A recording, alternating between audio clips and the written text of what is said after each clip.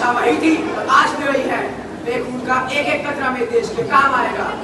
राजगुरु, बताओ तुम्हारी आखिरी इच्छा क्या है? मेरी यही आखिरी इच्छा थी कि मैं चैन की नींद सो जाऊं, परंतु आज मेरे लिए इससे बड़े सौभाग्य की बात और क्या होगी कि मैं अपनी मातृभूमि पर सदा सदा के लिए चैन की नींद सोने जा रहा हूँ। सुखदेव, बताओ तुम्हारी आखिरी इच्छा क्या है?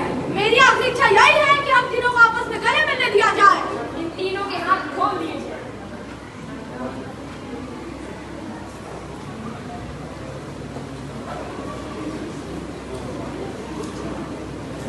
कहीं सूख न जाए वो आजादी का पौधा, इसे अपने खून से तर करते हैं। खुश है ना मेरे अहले वतन, अब हम तो सफर करते हैं। मुझे गम नहीं कि धर्म न टूट जाए। मुझे मेरा प्यारा वतन चाहिए। मैं जीता इस तिरंगे के लिए हूँ, मरूंगा तिरंगा कफन चाहिए। इंकलाब जिंदाबाद, इंकलाब जिंदाबाद, इंकलाब। जिंदाबाद। भारत माता की जय। भारत माता की जय। Proceed with the execution.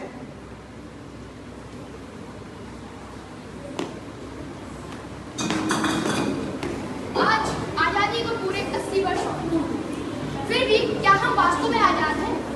आज उन लाखों शहीदों और महापुरुषों के सपनों को साकार कर पाने में कुछ योगदान दे पाए हैं। जब हम आजादी की बात करते हैं तो क्या है ये आजादी? क्या वो है आजादी जहाँ पर अमीरों ने पैसों से अपने घर भर लिए, वहीं पर गरीब असहाय एक एक रोटी को मोहताज है? क्या वो है आजादी? कि वो है आजादी जहाँ पर लाखों किसान कर्ज के नीचे दबकर आत्महत्या करते हैं? क्या वो है आजादी? आइए इस आजादी को एक गरीब किसान के नजरिए से देखते हैं।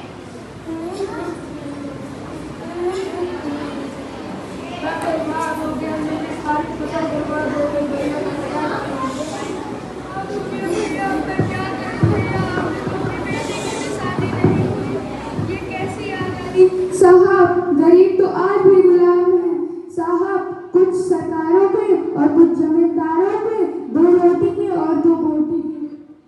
रोटी तो बहुत दूर की बात है भैया, यहाँ तो खाने के लिए दाल भी नसीब नहीं होती, सबको ढकने के लिए तिरपाल भी नसीब नहीं होता। ये कैसी आजादी है भैया, ये कैसी आजादी है भैया। आजादी के इतने साल बाद गरीबों की ये दुनिया बनी। आइए अब इस देश की राजनीति पर एक नजर डालते हैं और देखते हैं कि यहाँ के राजनेताओं ने उन लाखों शहीदों और महापुरुषों के सपनों को साकार करने में कितनी भूमिका निभाई है। लेकिन जाने से पहले मैं आपसे केवल एक छोटी सी बात कहना चाहता हूँ। किसी ने सत्य ही कहा है, कर्ज, रिश्वत, हत्या, हर रोज जहाँ का धंधा, वहाँ देश तरक्की कैसे करेगा जहाँ का राजनीति हो अंधा। हमारा नेता कैसा हो, हमारा नेता कैसा हो। नमस्कार नमस्कार भाइयों बहनों, नमस्कार। बैठ जाइए सब लोग बैठ जाइए। भाइयों बहनों, आप लोगों को तो पता ही ना होगा हम यहाँ किस लिए आए हैं। अरे भाई, विधानसभा चुनाव सर पर आ गया है और इस बार किसी न किसी पार्टी बनने को तय है। और इस बार हमारी पार्टी ने इतने सराहनीय कार्य किए हैं कि अब क्या बताएं आपको भाइयों बहनों। हमारी पार्टी ने 24 घंटे बिजली दी। अरे भाई, लाइट आ गई। और सुनिए, हमारी पार्टी ने स्वास्थ्य व्यवस्था अच्छी की, शिक्षा व्यवस्था अच्छी की, हर क्षेत्र में शौचालय दिए, नाले दिए, क्या कुछ नहीं किया हमने। और विपक्ष कहता है कि हमने कुछ नहीं किया।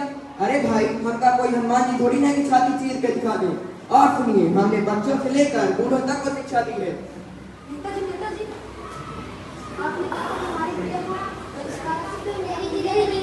हर बुढ़ बैंक का दिन ये लो। और सुनिए, हमने गांव में ऐसी रोडें बनवाई, ऐसी जहां गाड़ी सर से आती है और फर से जाती है। सड़क पे इतना बड़ा गड्ढा है, एम्बुलेंस गिर गई है, वही के साथ साथ परिवार वाले भी मर गए हैं।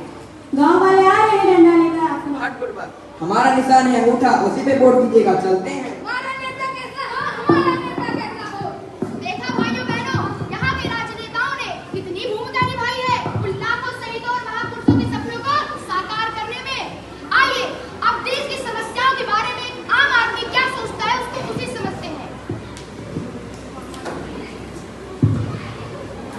न पूछो हाल वतन में मरने वालों के, वतन को ढकने वाले ही वतन पर राज कर बैठे। आज जब हमारे देश में, समाज में ऐसी घटनाएं, ऐसा दृश्य देखकर मेरा मन द्रवित हो जाता है। मुझे लगता है कि उन लाखों शहीदों और महापुरुषों के सपनों पर पानी फिर जाएगा। कुछ नहीं हो सकता मेरे देश का। यहाँ चारों तरफ सिर्फ भ्रष्टाचार, नकारात्मकता ही नकारात्मकता है। कुछ नहीं हो सकता मेरे देश का, कुछ नहीं हो सकता। ऐसा नहीं है मित्र, जब देश में चारों ओर नकारात्मकता